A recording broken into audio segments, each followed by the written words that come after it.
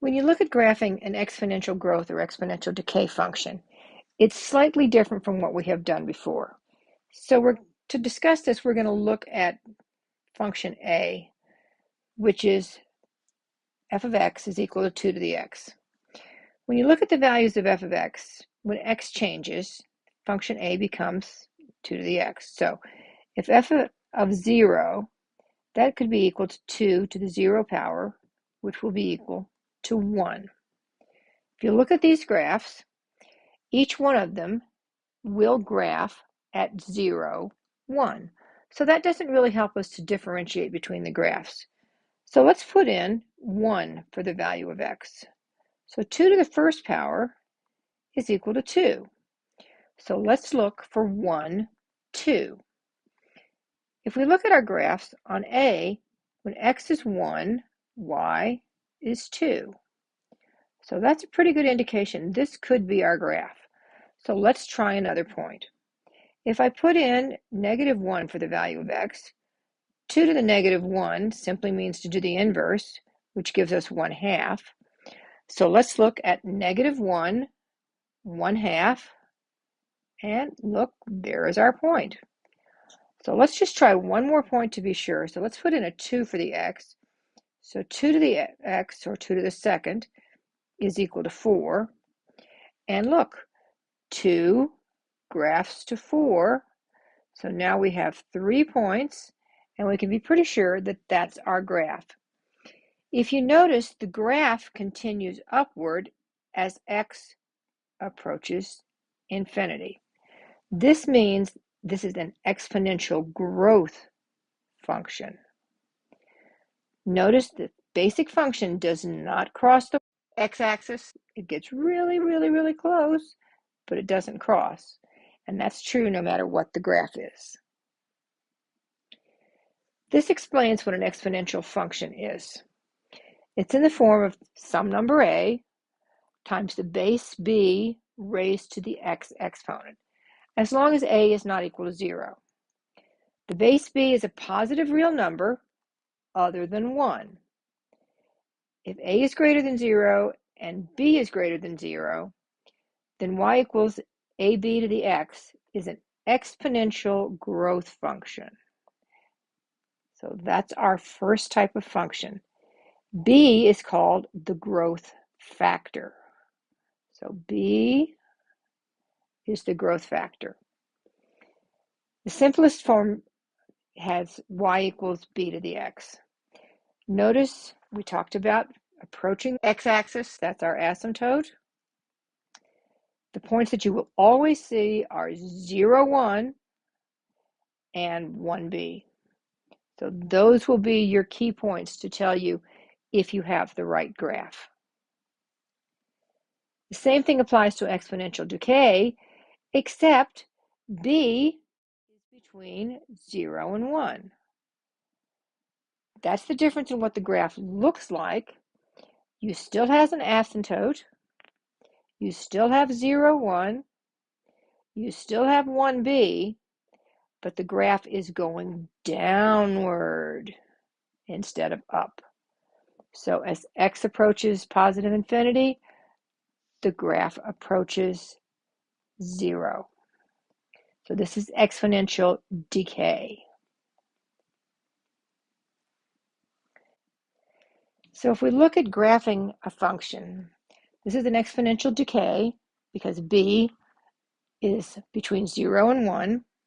So if x is 0, 1/2 to the 0 power is 1. If x is 1, 1/2 to the first power is 1/2. If x is -1, 1/2 to the -1 is the reciprocal of 1 over 2, or 2 over 1, which equals 2. Continuing, if x is 2, I get 1/4. If x is -2, I get 4. And that's how I can graph this. So looking at my graph, please notice the scale. It's from 0 to 1. So 0, 1, graphs here. 1, 1/2, graphs here. -1, 2, graphs over here. 2, 1/4. And finally, -2, 4. So this gives me a view of my graph. It's exponential decay. So it's going to come down, and we're going to approach the x-axis, not cross it. So we're getting very close to the x-axis. So as you would expect, our changes here are going to be left 1, and this 1 which is outside is going to take it down 1. So those are the changes that we're going to expect. So let's see what happens if we take our points. So if I take my point that is at 0, 1, and I go left 1, down 1, I'm going to be at -1, 0. Take my point that is at 1. It's at 1, 1/2. If I go left 1, down 1, I'm going to be at 0, -1/2. Notice the change is 0 to -1, and it went down 1. From 1 to 0, and it went down 1. So you can continue that process, and you'll be able to fill this chart in and complete the graph.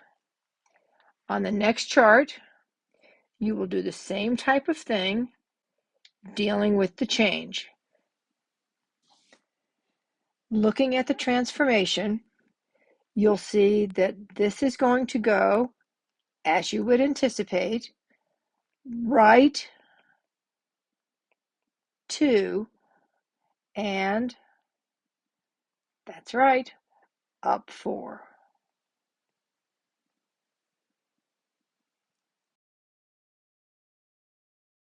Start working on this slide. Make sure you have completed the graphs that have been explained previously. If there's time, we're going to start working on using a new value, a new number for you, known as the letter E. It's very similar to pi, which is an irrational number, and I, which is an imaginary number, and this is known as the natural base E. It's defined by the expression 1 plus 1 over x raised to the power of x, and that will approach E as x increases. So in other words, the asymptote for this function is the value of E. This graph shows you how it's determined and how it was evaluated.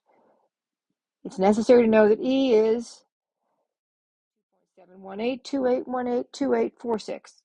No, you don't have to remember that. It's just another number. For example, we used f of x was equal to 2 to the x. 2 was our base number. Now we're going to be using e as a base number. So if I give you g of x is equal to e to the x, it simply means that e is our base number. The way you will calculate this on a calculator is you're going to take the exponent, which is e to the 2x in this case, and you're going to enter it this way. Second, e to the x, then inside the parentheses, the entire exponent, and then enter. It's very important that you remember that the exponent must be inside parentheses. 2 parentheses. Got to put it in this way. So make sure you've done that. Another thing you can look at is when we're graphing this, remember, any number raised to the 0 power is equal to 1. And also, we're going to use 4 decimal places, and then we're going to estimate where the graph goes. At this time, I want you to complete the 4 graphs on the reverse of the worksheet and describe the transformations. Hopefully, you'll have plenty of time to get this completed.